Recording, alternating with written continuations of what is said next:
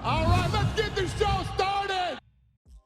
In today's news, GSP shuts down rumors of a UFC return. Recently, rumors have come out suggesting that the Canadian legend will be returning to fight come UFC 300 against Nick Diaz. More so, Dana White had recently hinted that a super fight not involving McGregor is slated for 2024.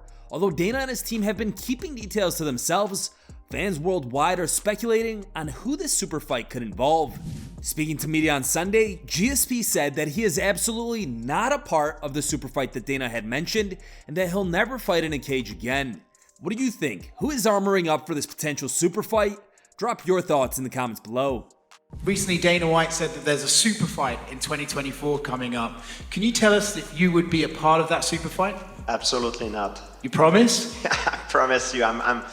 Swear on dinosaurs. No, I always told myself that I would not fight in a cage after the age of 40.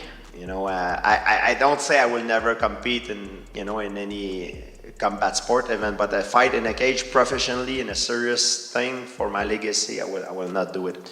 There's something that I care more about my legacy is my health, and I think it's sad because a lot of athletes in combat sport, actually most of them retire too late. And I think it's a shame a little bit because they tarnish not only their legacy, they tarnish their health. I think it's important for an athlete to prepare their retirement early before they retire. So when they retire, they know where to go, you know, to do something out of their life. Beneil Dariush breaks his silence after the Arman Tsarukyan loss. Beneil headlined the UFC's return to Texas earlier this month, where he fought against Tsarukyan and suffered his second consecutive defeat by way of knockout inside the opening minute of their clash. In his latest interview with Submission Radio, the 7th-ranked lightweight opened up about the defeat and revealed that he is currently reflecting on his fighting future within MMA. Dariush said, "Interesting thing is I studied his tapes. I never really saw him throwing knees, so that definitely threw me for a surprise, I guess you would say. I never really saw him throw knees that way, like in a Thai-style clinch. So, credit to him, definitely changed up his style, and it worked. I'm just trying to figure out, like, do I go forward? Or am I done kind of deal? Because I'm not trying to be like a 50-50 fighter, or even a top 10 fighter. I'm trying to be the #1 in the world, I want to be the best, and I'm not going to settle for anything less than that. So yeah, I guess that's just how I deal with it." Islam Makhachev has shut down Arman Tsarukyan and Charles Oliveira rematches. In a recent interview with Russian outlet Usha Taika, Makhachev reacted to Arman Tsarukyan's recent knockout win over Beneil Dariush and said that he is not interested in rematches with either Charles Oliveira or the Armenian fighter and has his eyes set on Justin Gaethje next, possibly come March 2024. Хороший, честно сказать, нокаут. Он после этого боя, думаю, уже нормально, громко заявил о себе, выиграл топа. Уже он приближается к титульной гонке, я бы сказал. Он заявил, что мог бы нокаутировать тебя в первом раунде. Не могу не... Был шанс.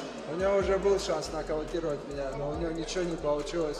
Ни один раунд не получилось выиграть. Я думаю, пусть тренируется еще, подрастет. Интереснее было бы провести реванш с Арманом или с Оливейрой? Честно, я уже говорил, мне не такой большой интерес проводить именно реванши, потому что если ты там хочешь какой-то послужной список, кого ты победил, ты должен добавлять новые имена. Есть Гейджи, кто уже тоже, я бы сказал, заслужил бой. Я бы думаю, с ним было бы более интересно подраться. А когда возможен этот бой? Думаю, в марте, может быть. Vincente Luque reveals that coach Henri Hooft won't be in his corner at UFC 296. Former teammates Vincente Luque and Ian Gary are set to clash in the opening bout of a stacked UFC 296 main card. In an interview with ESPN MMA's Mark Raimondi, Luque explained how this fight came together and why coach Hooft won't be in his corner come UFC 296. So, you know, my manager called me and he offered the fight. So I'm not sure if the UFC was in the fight, if Ian wanted that. I don't really know how it came to happen. But as soon as I got the news, I was like, yeah, this fight excites me. I think it's a big fight.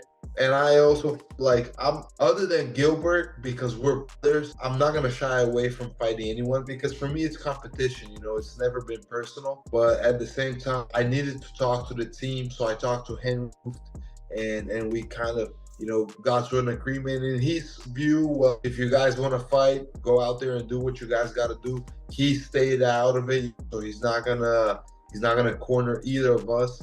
But at the same time, he was like, it's your guys' decision. You're the fighters, and for me, it made sense. It's a big. Ian wanted to fight as well, so it made sense. We're gonna go there and fight to see who's gonna move on, who's gonna get close to that title fight. Belal Muhammad is set to serve as the backup for Edwards vs. Covington. After a dominant win over Gilbert Burns back in May, Belal was assured that he would become the #1 contender in the division, although before him, Colby Covington had already been promised the next title shot for the welterweight belt. Despite delays scheduling Edwards vs. Covington until this December, Belal has been on the sidelines awaiting his opportunity. Now, during an interview with MMA Junkie, Belal told Farah Hanoun that he got a call on 8 days' notice to serve as the backup for UFC 296's main event. Yeah, they just hit me up Friday, asking me if I'm willing to weigh in for this weekend. I think or next weekend. I think they know that Colby and Leon are the two most inactive welterweights in the division. Neither of these guys like to fight. They're both good at running. So just to be on the safe side, they call the dude that always steps up whenever needed. Belal also confirmed that the UFC told him he's next in line for a title shot against the winner of Covington vs. Edwards. We talked to the UFC and they said, yo, you're next. Yeah, of course. We were in talks because, like I said, I'm training all the time. I'm in shape. So we were in talks to talk about Usman, maybe Usman, but then he ended up fighting Hamzat. So then I was like, all right, well, like I said, I'm big on everything happens for a reason. So I think that I'm meant to be for the next title shot. They've said it multiple times, and especially now that I'm weighing in as the backup. And literally, there's nothing else for me to do. I have more ranked wins than both of these bums put together. Like Colby and Leon, neither one of these guys are fighting tough competition. Leon, before Usman's fought 3 lightweights in a row. Colby's only beating guys over 35, 36 that are on losing streaks. So, like, time for today's top 3 memes. Third place was found over Reddit and was posted by a user named DrummerFantasty. Second place meme was found over X and was posted by a user named Connor Brooks. And the top meme was found over Reddit and was posted by a user named Single Trip.